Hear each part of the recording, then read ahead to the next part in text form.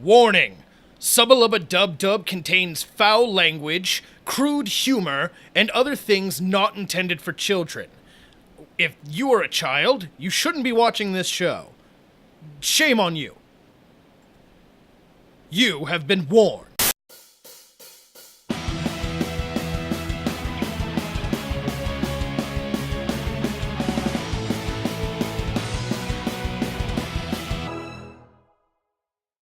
Hello, I'm Dr.Worm, and welcome to Subba Lubba Dub Dub, the show where I, the amazingly talented and modest Dr.Worm, watch an anime in 2 languages and compare the interesting facts and differences between the two. Please keep in mind, I am not a languager, and I do not speak any other language than English. This is all based on my opinion and is no more than the chaotic rambling of a country bumpkin who done got his book learning, meant only for entertainment.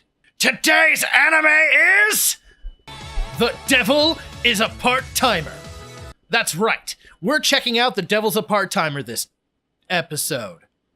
The demon lord Satan seeks to conquer the world of ensue by annexing its 4 continents with the help of his demon generals, Alciel, Lucifer, Malacoda, and... what?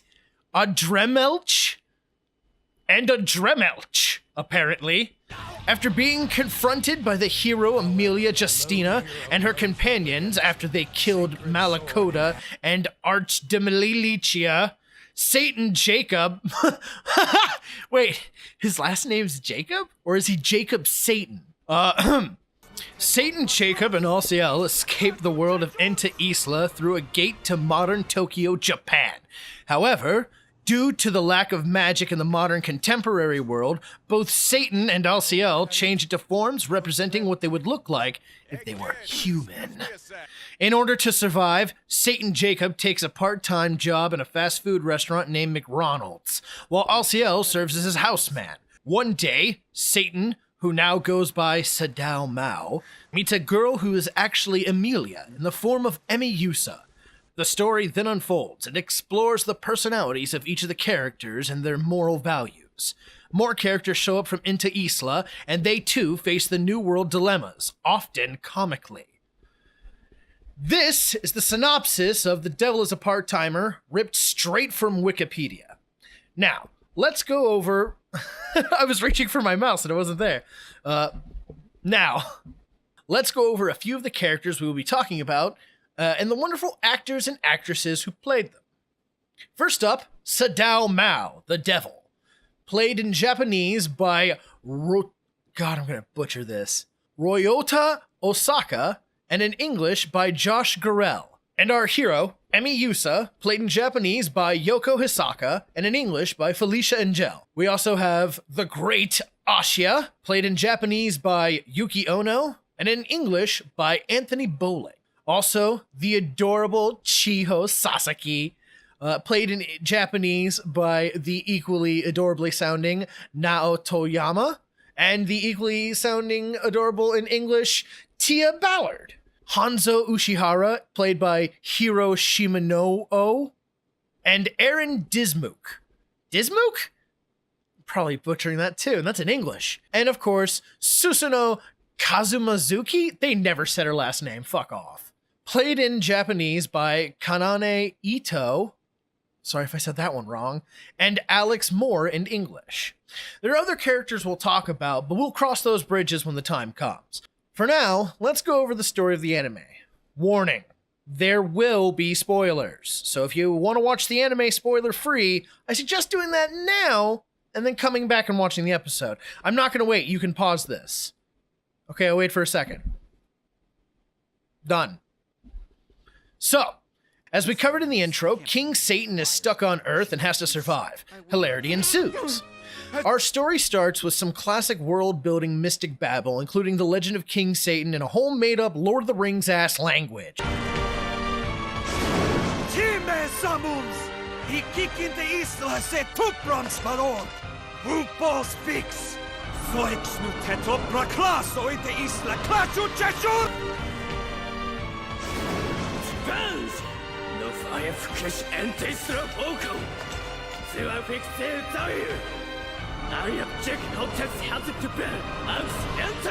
Flash forward through some very awesome to watch exposition and a huge fucking plot hole that we are going to come back to, I promise. We find the devil and his closest bro, Alciel, have been dumped out into Earth, specifically Japan. But of course, the cops think they are cosplayers and take them in. The devil uses this to find out how to Earth, and then uses his devil privilege to get a job in a house and starts his empire from square one. His ultimate battle strategy being to work his way up from a McDonald's employee to ruler of the Earth with enough magic to return to Enta Isla and rule both worlds. While I can barely muster up enough magic to keep going to work every day. But all joking aside, this plan does have the unexpected side effect of introducing us to Chiho, the cutest batch of black pepper fries in the basket. Hashtag fast food waifu. All is fun and well for our hero, the devil. Until he bumps into the hero, the Amelia, and shit goes south. Like Okinawa south. Like back roads of Florida south. Like she tries to fucking stab him south. The cops pick them up, and hilarity ensues. As the story goes on, we find out how Amelia is also stuck on Earth and lives a life where she has no friends and is sad. Eventually, Emmy asks Sadao to meet up and squash the beef, but she basically just vents before they get shot at. They should probably stop hanging out at that corner. In all the ensuing hilarity, Emmy drops her wallet and has to crash with the devil and Alciel. Sad Emmy is sad. Okay, now let's talk about Chiho for a little while. Apparently, some weird shit's been happening with her off screen and she wants to confide in Mr. Mao, so she asks him on a date. Emmy gets a freaky call, the devil and Alciel get picked up, and Emmy is a lovable tsundere bitch. Alciel freaks when he finds out the devil has a date and helps him pick out some clothes that doesn't make him look like a piece of shit. Back to Chi. She is wearing this adorable green flannel dress with this super cute brown boot combo. It's refreshing to see her outside of her work and school uniforms. Anyway, we find Emmy creeping on Ashia, creeping on Mao and Chi, which I will now ship as Chow. So after Emmy creeps out on Chi harder than I did, hilarity ensues when the station collapses. Oh. In the resulting disaster, oh great King Satan has gotten his powers back and he kicks ass and all is well. We find out more about sad Emmy's sad life as a sad child. In her defense, her dad dies, so that is pretty sad. But then she becomes anime Batman and continues to be tsundere as fuck. Here's where we get a good bit of time with Emmy's only real friend, Rika, voiced by Asuka Nishi and Alexis Tipton, respectively. And she is super sweet, and we will come back to her later. Some more Three's Company shenanigans happens, and she runs off, leaving her wide open to fall into a trap. Some shit goes south in town, and it's revealed that one of King Satan's generals has survived and is a shifty prick. Lucifer is working with the church to shit on the devil and Amelia, and then take all the glory. And in all this reveals that if there's enough fear in one concentrated spot, Satan can suck it all up like an emo-ass Kirby and gain his Super Saiyan form back, which he promptly uses to knock the shit out of Lucifer. It's very, very satisfying. In fact, let's get that one in both languages. Ready? You're a great demon general, aren't you? Where did all of this fear come from? Face your doom like a man.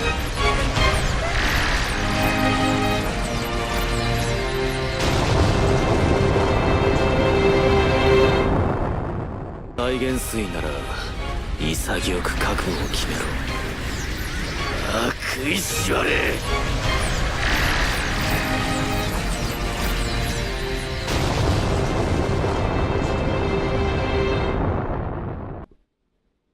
Oh, God. That's so good. Clench your teeth is my favorite. So, Emilia's friends come to visit for a little while, including Emerald Ituva, played by Azumi Asakura in Japanese, and Monica Rail in English. And boy howdy, get ready to hear her name a lot. Monica Rail is a wonderful and talented voice actress, but she has a very recognizable voice if you've heard her a couple times. And she is in fucking everything. Just about every show we'll cover has her in it in some part. But anyway, they don't stick around for whatever bullshit reason and go back home instead of helping Amelia kill Satan and just bring her back with them. Also, mystery bitch. Lucifer is mooching off Sadao, who somehow makes enough as a shift lead to afford and supply a household and support 3 grown men. Meanwhile, most people couldn't use that to get out of their parents' house. Emmy is sassy and hilarity ensues. Lucifer convinces the devil that someplace at Cheese High School has demonic magic or some bullshit. He just wants his PSP. Hilarity also ensues. More mystery bitch. Then it's revealed mystery bitch is the new next door neighbor, Susanoo. Susanoo? Susanoo. Surprise, she's an angel. But Emmy doesn't know, and they exchange hilarity. Later on, Susanoo makes lunch for Mao with a super fancy lunchbox, and Chiho flips shit. It's adorable. Meanwhile, Sad Emmy is buying her Sad Emmy dinner when she gets attacked by somebody's Devil May Cry fan art, and Employee of the Month over here helps out with what I originally thought was just an orange, but is actually a large paintball meant to stain the thief so he is easier to identify, which will come into play later on, and I am dense as fuck. Like, it's really obvious later, and I was blind. Anyway, Chiho calls Emmy and freaks out about teenage girl stuff. The whole gang gets together, and Chi freaks out some more. Also, Lucifer bitches about having to eat out of an old takeout bowl because there ain't enough dishes to go around, and clearly he's never been poor before, and thus is an ungrateful little bitch. But I digress. They talk about how Susanoo is weird and needs new clothes. Emmy says she will take her shopping, and then we get a great confession of love from Chi, and hilarity ensues. Afterwards, Susanoo and Emmy have hilarity ensue when Emmy finds out the truth about Susanoo. They have a cute scene where Susanoo copies how Emmy drinks coffee while they exposit plot. She is super cute. And now we get to the new rival of McDonald's, Kentucky Fried Chicken. And if Mao doesn't outsell them, he's gonna get shipped to fucking Greenland. So you know, no pressure. Then, James from Team Rocket's little brother walks in and starts talking shit and trying to flirt with Chiho, but he's one of those creepers who calls chicks maiden unironically. We then get a scene where Chi complains about his sunglasses that cover his eyes and his powerful cologne. Yeah, subtle. And somehow I missed the neon fucking sign. Outside, we find Emmy and Susanoo dicking off when Rika shows up and becomes that friend. Like in the English dub, Rika straight says she wants some drama. This is no place for proper drama. Without a busy restaurant, how are we gonna make things super awkward? On top of that, with no one around, this jerk might get wise to what's about to happen to him, which would defeat the whole purpose. So Charlie's Angels head to Kentucky Fried Chicken, and little James is all creepy, and of course Rika mentions his glasses and the smell, and how I'm a thick, dense, fucking bastard! Ashia shows up to the Babysitters Club because he is doing recon for Satan and isn't gonna miss dishing with the girls and defending Satan like a good boyfriend would. They exposit plot while Mao rallies his troops like he's getting ready to attack Napoleon because you asked him not to make new settlements near you and he decided to take the piss, so you decided to tell him to fuck off. Later, the Hair Bear bunch wind up next door at McDonald's, much to Emmy's protest. Freakazoid, why did you say his name? Because I wanted to do one of those funny things like, and you ever watch F Troop where Agarn says, there's no way I'm wearing a dress, absolutely not, no dress, and Forrest Tucker's like, yeah, you're wearing that dress, you're gonna wear that dress, and then they wipe, and Agarn's wearing a dress. You! Look, brothers! Look who's here for you! And Rika appreciates Chiho like a true intellectual. Then, she spits shade at Mao and he has to pull up his daddy pants and stop fucking around. This leads to crazy shit and bamboo and whatnots and a dab of good old devil magic. Rika is won over, I guess, and Susanoo wants to know what smells like Brahmin shit around here. Swimsuit episode! Next! Seriously though, it does have some cool bits, but it's mostly fan service. I love it, but it's not vital to the plot, and we're trying to trim some fat. Ashia's sick for basically the rest of the season and is forever useless, despite being one of my favorite characters. Susanoo backstory. We get some confirmation here, and it's a good character development. Also, Lucifer's old partner, Alba, is having a bad dream or some shit. So, But I'm a Nice Guy has nabbed Chi and Emmy and is being a bit of a douche. Also, it's revealed that the Archangel Cereal here is the guy who attacked Emmy and is the manager at Kentucky Fried Chicken. Dun dun dun! Of course, the great King Satan finds out about this and decides he needs to stomp some or everyone's shit. Susanoo is redeemed for evil. Does that count? Whatever. Alba shows up and does some shady shit. Next fight. Cereal gets all lechy, and just before shit gets real gross, Satan shows up. So at one point, they mention that Cereal is powered by how close he is to the moon, like some sort of reverse Icarus, and Alba, being Alba, makes a huge astral wormhole to make it like the moon is closer. Long story short, he beefed up Cereal. But this causes a panic in the streets and lets Mao go Super Saiyan so he can whip Cereal's booberry ass. Here we have the last fight scene of the series, and boy howdy is it fucking fun. Just look at some of this. He just turned that motherfucker into glass. What the fuck even is that? I love the fight scenes in this anime and I wish there were more. I want some fairy tale length stories. I want to dance with the devil in the pale moonlight. So after what felt like the end of the series, we get another episode wrapping up loose ends and giving us a little bit more subplot. Call this a little something extra or poor pacing. I don't mind either way. So like I said, there's subplot where Asha and Mao do temp work to solve some slice of life shit. Lucifer gets bullied into buying a bunch of shit and Mao gets them to buy it back after hilarity has ensued. Finally, we find Mao and Asha reflecting on recent events and having a bowl of Cat's Dune, ending the series with a fun romp with everyone in their personal lives being all cute. After the credits, we get a sweet little bit with Emmy and Mao where they share a moment in the rain on the corner where they first met. That for some reason, I don't know why, it reminds me slightly of Fooly Cooly? I don't know. Maybe it's because I just wasn't ready for it to end. It's just really fun. So that's the gist of it, but that's not all we have to talk about today. Here's where I split up all my thoughts, and this is what we'll call the good, the bad, and the ugly. The good. One of the first things I noticed as I watched through The Devil is a Part-Timer was how well the English voice cast conveyed emotion in a made-up language. Achupbaz tulebta rolfi fixro. Rotriu. Chukrobtave!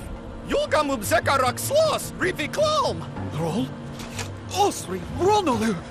They really go all out. They even include a whole behind-the-scenes episode about how they worked hard to get it to sound right.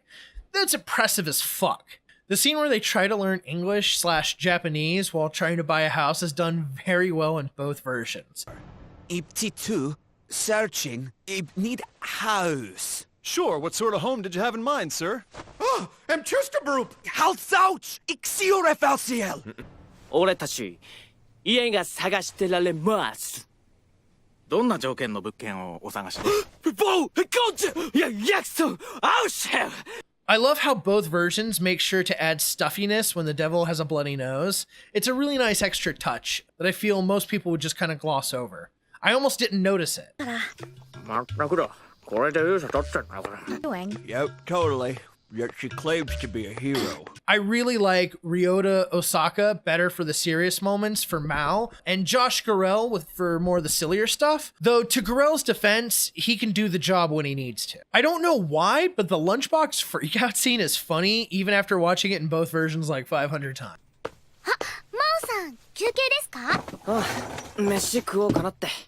お、マオさん、それ。これ弁当だけど。お弁当？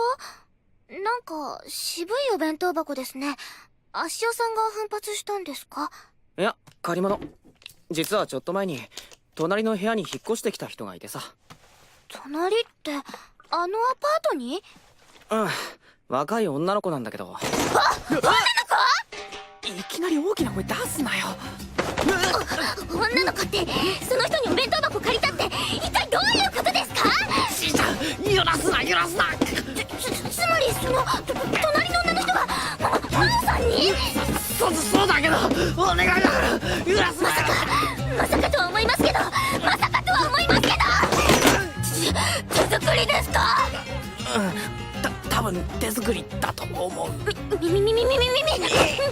てもらっていいですか？分かったからやつなめてお願いだから。 A New Year's meal. What's that mean? You want to see what's on the bottom? No, wait, just hold on a sec. I'm not mentally prepared for that yet. Okay. I've got a bad feeling about this. Something's wrong. I know the adrenaline has gotten me this far, but if this is my chance to turn back, I should probably take it. But on the other hand, after coming this far, how can I just quit? No, Mr. Mao! Show me the bottom! Right. Yes, ma'am.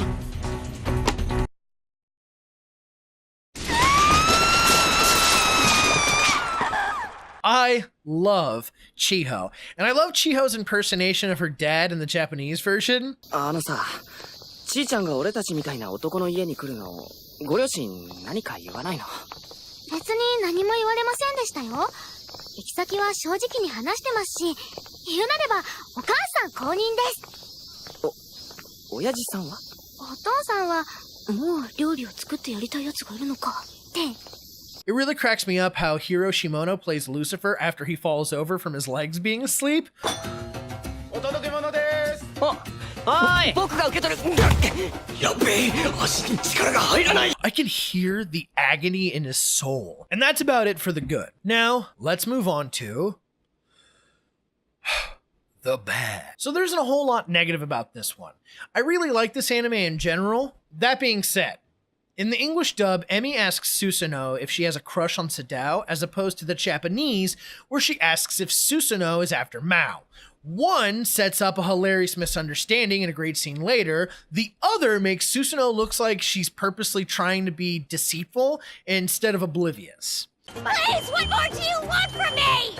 I would be remiss if we didn't touch back on Rika for a second. In the Japanese version, she mentions that her and her family are from Kobe, which is in southern Japan. Much like the South here in America, they speak a bit of a different dialect. Now, this is important because it comes up in a few other shows as we'll go on, so it's best to get it out of the way now. From what I understand about it with no formal language education, it's very similar to how we say things like something instead of something, or y'all instead of you all. It's actually super cool how despite being in different parts of the world, Southerners are still Southerners. Now, some English dubs, like Azumanga Daioh, who has a character by the name of Ayumi Kasuga, aka Osaka, and she is from, surprise, Osaka, which isn't really South, but seems to carry a similar, simpler style dialect like Kobe. Now, the English voice actress for Ayumi, Kira Vincent Davis, gives her like a sandy cheeks Texas sort of thing.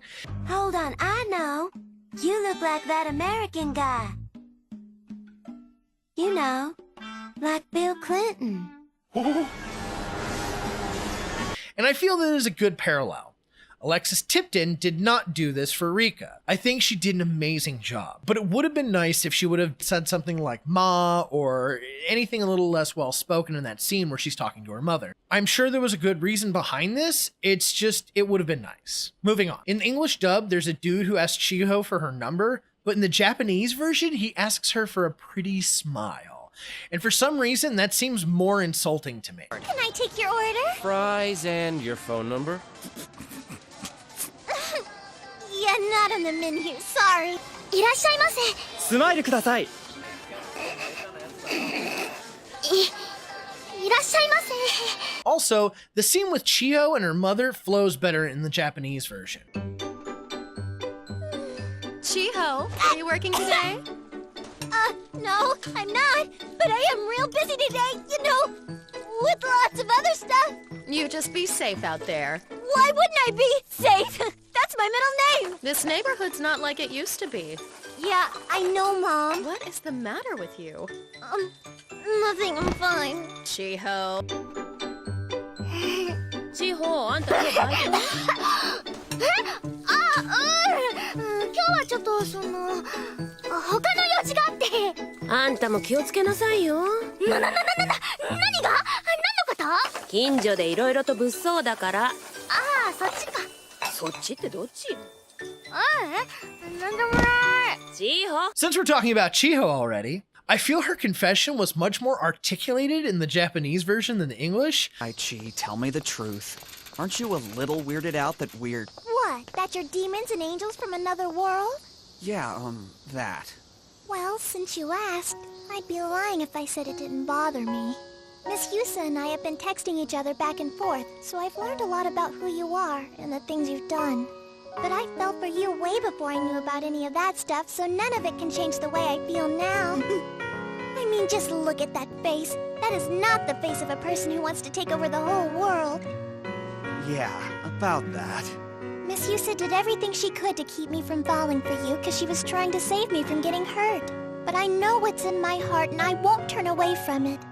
The only person who can ever stop me from caring about you is me. Even if you just think of me as a friend or a trusted coworker, that's totally fine, because that won't change things. It's not going to change my mind about how I feel, and it's certainly not going to make me act differently towards you. Ah, jeez, this is what makes you humans so scary, you know that? I do, especially us girls. Mess with one of us and you might lose a body part. I'll be sure to keep that in mind. ちーちゃん、そのさ、気にならないの？俺たちがさ。よその世界の悪魔だってことですか？まあ。そうですね。気にならないって言えば嘘になります。遊佐さんとはメールのやり取りしてるんで、魔王さんが何をしたのかも少しだけ知ってます。でも、そんなこと知る前に魔王さんのこと好きになっちゃいましたから。そんな顔しないでください。本当にそんなんで世界征服目指してるんですか？いや、でも。遊佐さんは私が魔王さんを好きになって後悔しないように止めてくれたけど、私は自分で魔王さんを好きになったんです。だから好きでなくなる時も自分で決めます。魔王さんが私のこと後輩だとしか思ってなくても別になんともありません。そのことと私が魔王さんのこと好きでいるのとは関係ありませんから。まったくこれだから人間ってのは恐ろしいな。そうですよ。特に女の子は舐めてると大怪我じゃ済みませんからね。心したく。 However, her getting embarrassed is universally adorable. 魔王さんのこと好きになっちゃいましたのあたりから、自分の心に素直である千穂殿はとても Be so honest about your feelings, regardless of whom you've picked. Not really against either version, however, no male in this day and age should seriously call a woman maiden, unless it's at a Renaissance fair. And speaking of Sariel, that piece of shit, I much prefer Yuichi Iguchi's portrayal over Scott Freeman, but to Freeman's defense, it's because he sounds like a Weasley dickbag, and I guess that means he did a really good job.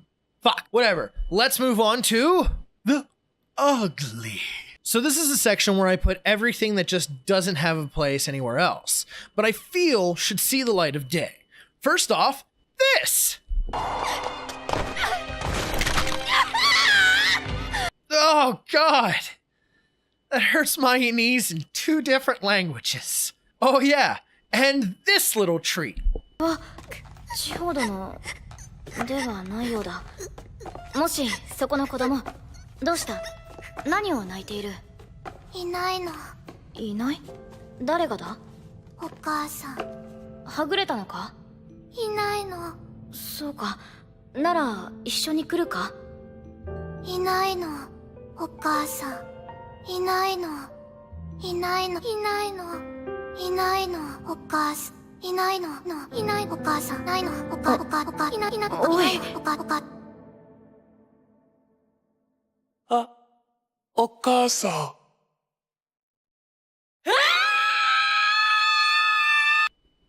Oh, fun. Here's a couple you get in one, but not the other. Can I get one Big Mig, please, to go? And 悪魔大元帥なら潔く覚悟を決めろ。悪意しわれ。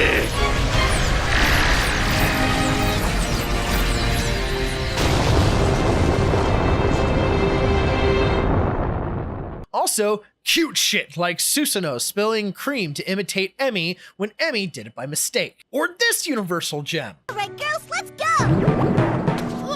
2 special 1-pound burgers with secret sauce, ready to go! Whoa! Miss Yusa, you look like such a grown-up in that suit! 2 small burgers, piping hot and ready! Also, I love how there's so many times these motherfuckers get noticed by the cops. And the manager terrifies me in any language. 頼むぞ。あとそれから芋巻きはほどほどにしとけよ、佐々木。And finally, don't think I forgot about that huge fucking plot hole, kids! Strap in for this rant, it's been a long time coming. What in the fuck is up with the gate spell? Everybody and their mother can use the goddamn thing, but nobody knows where it leads. I buy the devil might know some shady shit like that, but Emmy does it until she's here on Earth, and then can allegedly open one in her own fucking free will to go home if she's got the celestial magic. So how do the other good guys know how to do it? Does the gate go to other places? Are there more than 2 worlds? How the fuck did Olba or Lucifer even know where to fucking go? Why does it only spit them out in Japan? Why not like fucking fucking Iceland or some shit. I mean, maybe it's explained in the manga. Maybe I shouldn't think about it because it's fucking giving me an aneurysm and it's a comedy and it's not supposed to be deep like that. It's not like it's Fairy Tail or some shit where it's gonna give us fucking 48 episodes to explain how fucking Satan rises to power. But man, does it put a fucking craw in my gander.